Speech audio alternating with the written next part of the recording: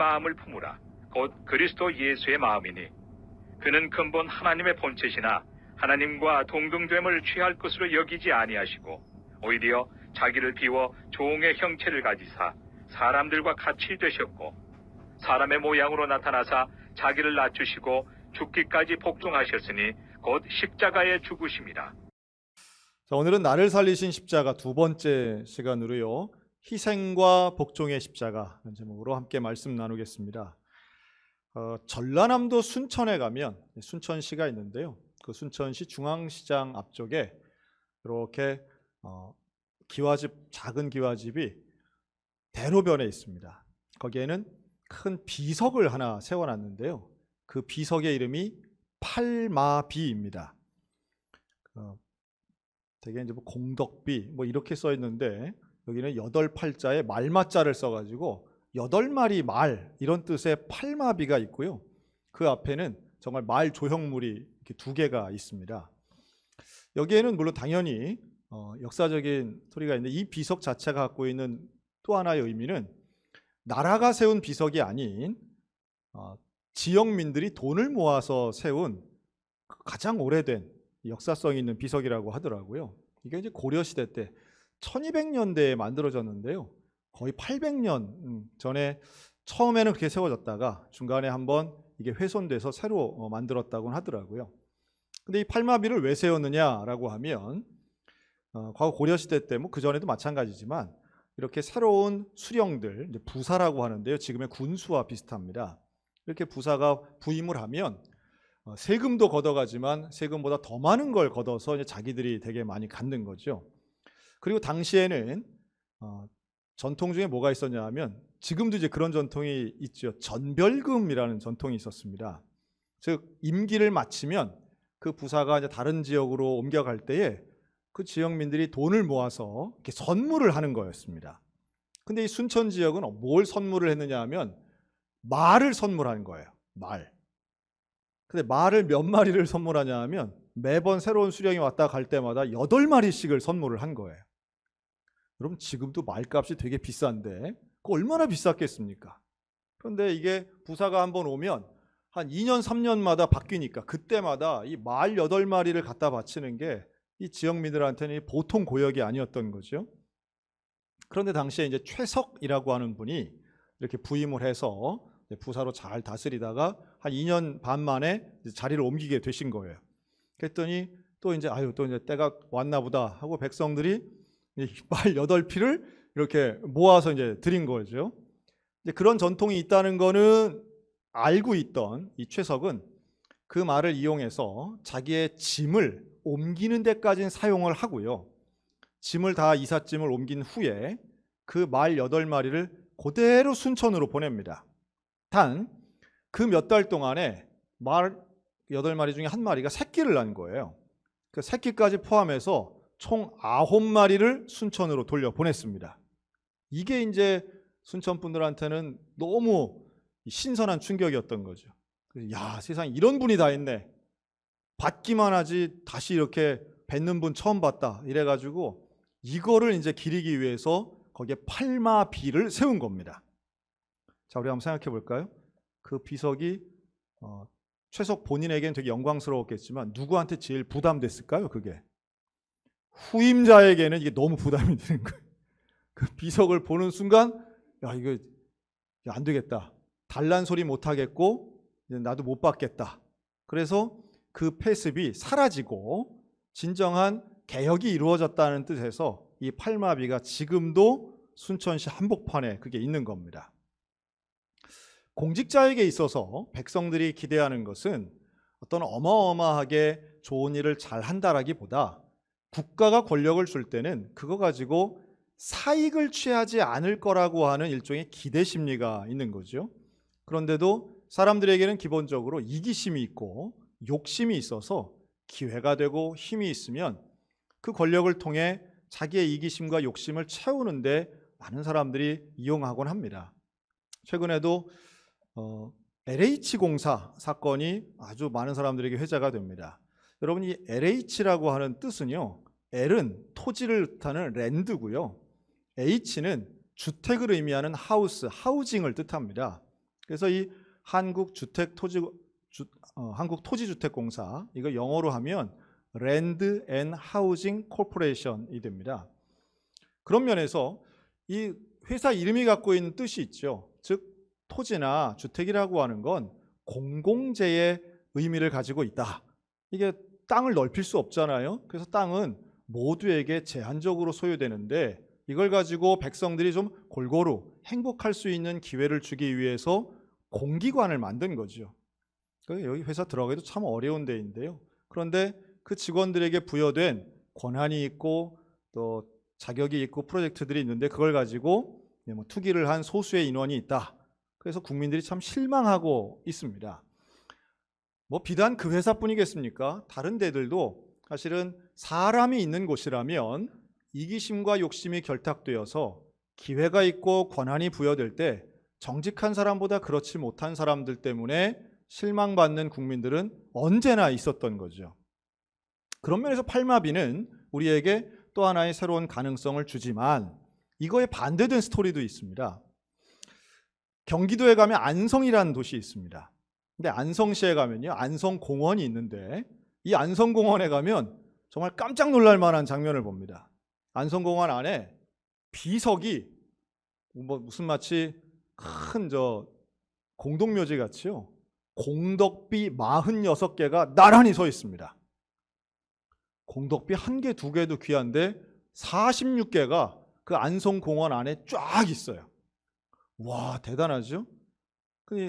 이 안성에 있는 공덕비가 그렇게 많아진 이유가 있는 겁니다. 여러분, 안성은 뭘로 유명해요? 설마 뭐 안성 탕면이라고 하진 않겠어요. 그런 분들 있어요, 꼭 안성 탕면. 근데 안성이 뭘로 유명하냐면 안성은 유기로 유명합니다. 유기, 그 그릇이죠, 그릇. 경상도 가면 방자유기도 있지만 이 안성유기 상당히 유명합니다. 그래서 이게 상당히 고급스러운 물건이고요. 그래서 이 수령들이 이제 부임을 하면 이 유기 세트를 그렇게 많이 요구를 하는 거예요. 그러니까 한두 개면 뭐 괜찮겠는데 이게 자기 뭐 상납도 해야 되고 친척들도 줘야 되고 여기 왔을 때에 가져보자 해가지고 그 안성유기를 그렇게 많이 이제 탐을 낸 거죠. 여기서 나온 그 아주 정교하게 만드니까 거기서 나온 말이 안성맞춤이란 말이죠. 그 유기를 잘 만들었다는 뜻입니다. 그러니까 이게 뺏기는 게 뭐 거반이니까 이 안성분들이 너무 힘들었던 거예요. 자, 그러던 차에 순천에서 들려온 팔마비에 대한 이야기를 들은 겁니다. 아, 그래, 거기는 그거 세워가지고 그렇게 개혁이 됐다더라. 시간이 많이 걸려서 나온 이야기예요.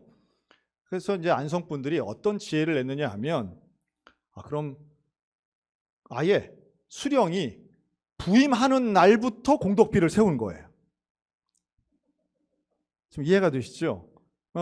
새로 부임을 하면 바로 공덕비부터 세우는 거예요. 그래갖고 이분은 청렴하고 참 정직하시고 욕심을 내지 않은 얼마나 훌륭하면 공덕비부터 세운 거예요.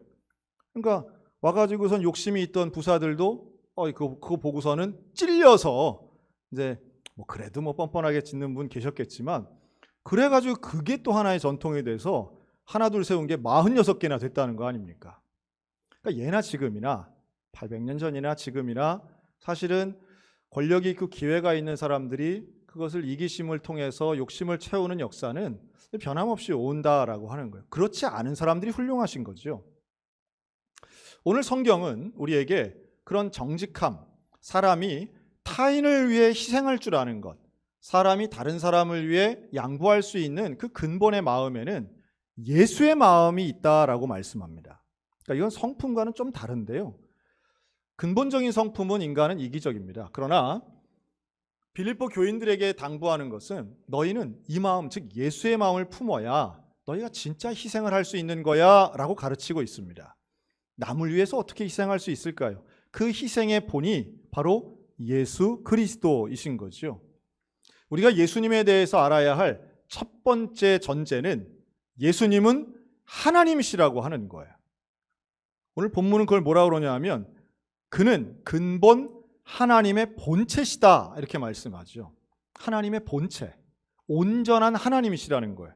여러분, 예수님은 인간이시기 이전에 영원한 창조자 하나님이신 것을 믿으시기 바랍니다. 그래서 이 의미는 창조 전에 계셨다는 거죠. 창조물 전에 있었다는 거예요. 예수님은 피조물이 아닙니다. 예수님은 창조주이십니다. 예수님은 창세기 1장에 하나님과 함께 이 땅을 창조하신 분이세요. 예수님은 우리가 생각할 때 하나님의 아들이니까 무슨 종속적 개념으로 생각할 수 있지만 그렇지 않다고 명확하게 본문은 말합니다. 예수님은 하나님과 동등하신 분, 예수님은 하나님의 온전한 본체라고 하는 거예요. 이것을 신약에서 맨 먼저 예수님을 하나님이라고 고백한 사람이 누군가 찾아보면요, 놀랍게도 도마가 그런 고백을 최초로 합니다. 도마가 이렇게 고백합니다. 나의 주, 나의 하나님. 베드로는 주는 그리스도시요 살아계신 하나님의 아들입니다 라고 고백한 반면에 아이러니하게도 의심 많던 도마는 나의 주는 나의 하나님이십니다 라고 명확하게 고백하죠. 그러니까 예수님이 하나님이시라고 하는 사실은 그 다음 나오는 십자가의 은혜와 연결되는 아주 중요한 전제가 됩니다. 그렇게 하나님의 본체시고 하나님과 동등하신 분이지만 그러나 오히려 하나님과 동등됨을 취하지 않으시고 자기를 비워 종의 형체를 가지신 분이 바로 예수님이시라는 거예요. 나를 비웠다. 나를 비우고 종의 형체를 가지신 분. 하늘의 영광이 아닌 미천한 종의 형태. 종의 형체라고 하는 건 죄의 근본이 사람의 모습을 가지신 거죠. 그러니까 하나님이 아닌 사람이 되셨다는 거예요. 왜 사람이 되셨을까?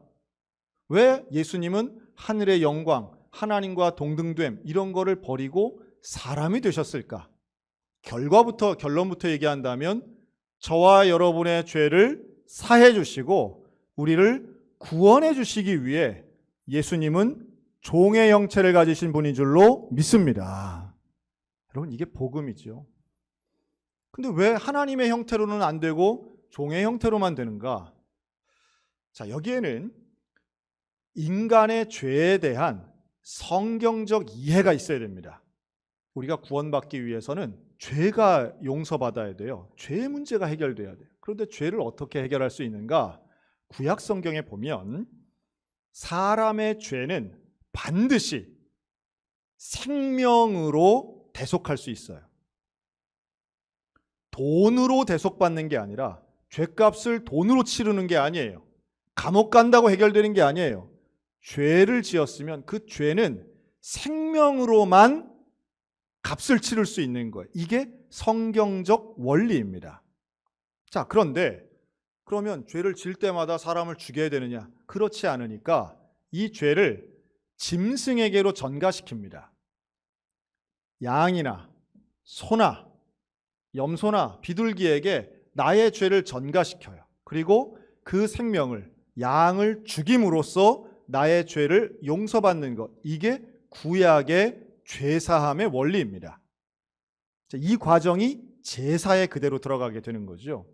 근데 왜 죄를 지었는데 죽어야 되느냐? 이 내 죄는 예를 들어 도둑질을 했다, 거짓말을 했다.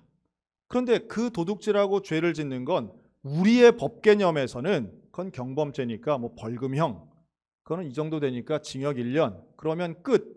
이게 우리의 법 감정이지만 성경의 원리는 그게 아닌 거예요. 성경에 있는 것은 거짓말을 했으면 율법을 어긴 것이고 율법을 어겼으면 죽어야 되는 거예요. 그런데 그 죽임을 내가 당하지 않고 내 죄를 담당한 재물이 죽는 거죠. 그런데 죽을 때는 반드시 조건이 있습니다. 그냥 죽으면 안 되고 피를 흘려서 죽어야 됩니다. 자, 여기에는 이유가 있는데 레위기 17장에 육체의 생명은 피에 있습니다. 내가 이 피를 너희에게 주어 제단에 뿌려 너희의 생명을 위하여 속죄하게 하였나니 생명이 피에 있으므로 피가 죄를 속하느니라. 다시 말해 생명으로 죄를 용서받는데 그 생명은 피에 있다는 거예요. 그래서 피를 흘리는 죽음만이 우리의 죄를 사한다. 우리의 죄가 용서받는다. 이게 구원의 율법에 나오는 죄사함의 원리입니다. 그런데 이게 한계가 있어요. 뭐냐 하면 죄를 지을 때마다 동물을 잡아야 되는 거예요. 죄를 지을 때마다 짐승을 하나씩 죽여야 되는 거예요. 그러니 이 제사가 매년 반복되고 그러면서도 죄의 문제가 근본적으로 해결되지는 않았다는 거죠. 이 죄의 문제를 근본적으로 해결하시기 위해서 내 죄를 사하는 대속의 제물로 예수님이 이 땅에 오신 겁니다. 자, 그런데 이 땅에 오시는데 인간의 몸을 입고 오신 이유 뭘까요? 하나님으로서는 피 흘림이 없는 거예요. 하나님은 피를 흘릴 수 없는 분이죠. 피를 흘리고 죽을 수 있는 존재는 인간인 거예요. 그래서 인간의 몸을 입고 오신 겁니다. 그리고 십자가에 달려서 피를 다 쏟으시고 죽으신 거예요. 이것을 오늘 본문은 죽기까지 복종하셨다라고 말씀합니다. 무엇에 대한 복종일까요? 하나님의 구원의 역사에 대한 복종입니다. 우리를 구원하시기 위해 동등됨을 취하지 않으시고 그 마음을 비워 종의 형체를 채우시고 십자가에 달려 피 흘려 죽으신 모든 과정이 바로 우리의 죄를 사하셔서 우리를 구원하시기 위함인 것이니, 여러분, 우리는 십자가를 바라볼 때마다 그 예수님의 희생과 나를 향하신 사랑이 느껴져야 됩니다. 여러분, 그 사랑이 느껴지는 그 구원의 은혜를 깨닫는 놀라운 복음의 역사, 구원의 감격이 회복되게 되시기를 주님의 이름으로 축원합니다. 타인을 위한 희생, 인류를 위한 사랑, 여러분, 이것은 예수님밖에 없는 거예요. 간혹 다른 사람을 위해서 자기 목숨을 내놓는 아주 훌륭한 분들이 있습니다. 의인들이 있어요. 여러분, 그런데 그런 사람의 죽음과 예수님의 죽음은 무슨 차이일까라고 한다면, 제물이 되기 위해선 조건이 있습니다. 그건 흠 없어야 돼요. 흠이 없어야 대속의 제물이 되는데, 사람이 다른 사람의 죄를 위해 죽는다? 이것은 본인은 그러길 원할 수 있어도 그 자격이 되지 않는 거예요. 내가 죄인이기 때문에 죄인이 죄인을 위해 죽는 것은 어떤 대속이 이루어질 수 없다는 원리입니다. 그러려면 내 죄보다 더 귀한 제물이 바쳐져야 되는 것이고, 여기에는 죄 없음의 전제가 있어야 되는데, 그러실 수 있는 분은 인간의 몸을 입고 오신 하나님밖에는 그 제물이 될 수 없는 거죠. 그래서 예수님은 다른 사람을 대신 세우지 않으시고 예수님을 통해서 우리의 죄를 담당시키셨고, 그 예수님이 십자가에 달리셨던 겁니다. 여러분, 우리가 이것을 믿는 것이 그리스도인입니다. 근데 이게 잘 믿어지나요? 이게 잘 안 믿어져요. 교회를 와도 안 믿어지고 예배를 드려도 잘 안 믿어지는 분들이 있습니다.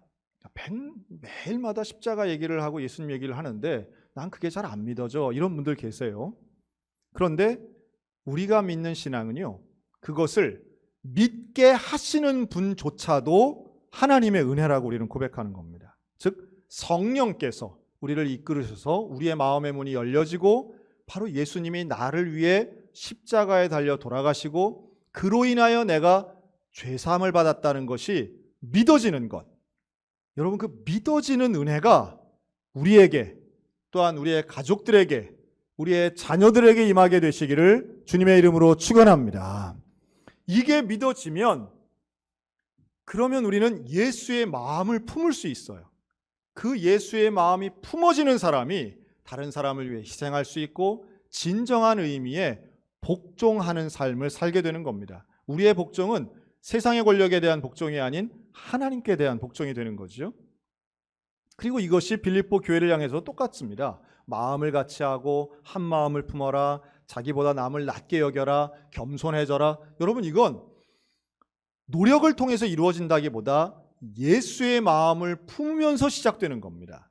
즉, 전 인류를 위해 십자가를 지셨던 그 예수님의 마음, 여러분, 그 마음이 우리 모두에게 있어서 이기적이고 욕심을 채우는 세상과는 다른 삶을 살아가는 거룩한 주의 백성들, 우리가 지금 사순절 살잖아요. 근데 이 사순절 기간에 우리가 절제하고 뭔가 세상과는 구별되는 삶을 살려고 어쨌든 노력의 일환으로 우리가 지금 살금살금 프로젝트를 합니다. 여러분 지난 주간에 금식해 보셨습니까? 저는 뭐 한 끼 금식은 저는 뭐 어느 정도 할 수 있다고 보는데 저는 해보니까 어려운 게 금피가 더 어렵더라고요. 네. 어느 순간 제가 커피를 좋아해가지고 커피를 좀 안 마셔야지 하는 게 오히려 그게 더 좀 어려워진 걸 제가 스스로 발견했습니다. 이번 주에도 또 도전하려고 합니다. 단순하게 금식만 하고 뭐 저 SNS는 안 하는 게 쉬워요. 스마트폰 없으니까. 그럼 오히려 저는 쉬운데 아마 그거 어려우신 분들도 많을 거예요. 하루 종일 또 보고 스마트폰 또 쳐다보고 안 와도 보고 와도 보고 그 계속 보는 거죠. 남 띵동하고 남의 거 소리 나는데 내 거 보고 뭐 이러잖아요 우리가. 여러분 이런 절제하는 삶이 조금은 그래도 세상과는 뭔가 다른 삶, 예수의 마음을 품고 살아가기 위한 우리의 좀 노력의 일환이 되었으면 좋겠습니다. 그래서 한 끼를 금식해서 그거 가지고 우리가 좀 아시아 어린이도 돕고 또 집에 있는 중고 스마트폰을 가지고 와서 필리핀 어린이도 좀 돕고 남을 위한 희생과 헌신이라는 게 뭐 어마어마하게 거창한 것이 아닌 나의 일상의 삶을 절제하고 또 하나님이 원하시는 삶을 살기 위해서 매일매일 정직하게 산다면 여러분 세상도 그걸 분명히 인정하고 저 사람은 어떻게 저렇게 살지? 저 사람은 정말 예수님의 마음을 품고 사는 것 같아. 여러분 이게 오늘날에 우리가 해야 할 중요한 전도의 모습이라는 말씀 드리고 싶습니다. 지금은 최근에는 이제 젊은이들이 어떤 그 멋있는 패션으로 입는데요. 후드티라는 거 혹시 아십니까? 이 후디라고도 하는데 상의에 모자가 달려 있는 이제 그런 스타일의 옷입니다. 이 후드티는 지금은 뭐 힙합 패션으로도 쓰고 이러지만 원래 이 후드는 누가 먼저 입었느냐 하면 중세의 수도사들이 입었던 옷입니다. 중세의 수도사들은 이렇게 원피스 같은 가운에 모자를 뒤에 달았던 거죠. 근데 그 옷은 1년 내내 똑같은 그 수도복만 입었던 거예요. 그래서 왜 그런 스타일의 옷을 입었는가 하면 세상을 보지 않고 하나님만 본다라는 의미도 있고요. 또 여기에는 청빈과 절제의 의미가 있습니다. 화려한 옷 이런 거 입지 않고 우리는 한 벌로 단순한 것으로 입는다. 그리고 실용적인 의미에서는 이 비가 자주 오는 이런 유럽 기후에서 외부에서 노동을 하다가 비가 오면 뭐 다른 것이 아니라 그대로 모자만 쓰고 후드에 모자만 쓰고 이제 계속 일을 할 수 있었던 그런 복장이기도 했습니다. 일종의 담요이기도 하고 또 옷이기도 했던 거죠. 원래는 청빈의 상징이지만 지금은 패션 스타일로 사람들이 입고 다닙니다. 그런데 이러한 후드 스타일의 수도복을 입었던 많은 이 수도회들이 있었는데요. 그 중에 프란체스코 그 신부가 만들었던 작은 형제회라고 하는 이 수도회는 그 중에서 또 유명한 수도사들의 모임이었습니다. 특별히 절제하고 뭐 이런 경건한 삶을 살았던 거죠. 그런데 이들이 입었던 그 후드 스타일의 수도복, 여러분 이걸 뭐라고 하느냐? 이탈리아어로 뭐라고 그러냐면 이게 카프치라고 하는 겁니다. 영어로는 후디지만 이태리어로는 카푸치예요. 그래서 이때 당시에 이제 귀족들, 왕족들이 커피 마시는 걸 이제 좋아했는데 그 커피에다가 우유 거품을 올려서 마시기 시작했습니다. 이게 오스트리아의 합스부르크 왕가에서 뭐 처음 시작했다는데요. 근데 그 스팀 우유 거품을 내서 이걸 올렸더니 검정색 커피와 함께 이게 만나니까 갈색이 나는 거예요.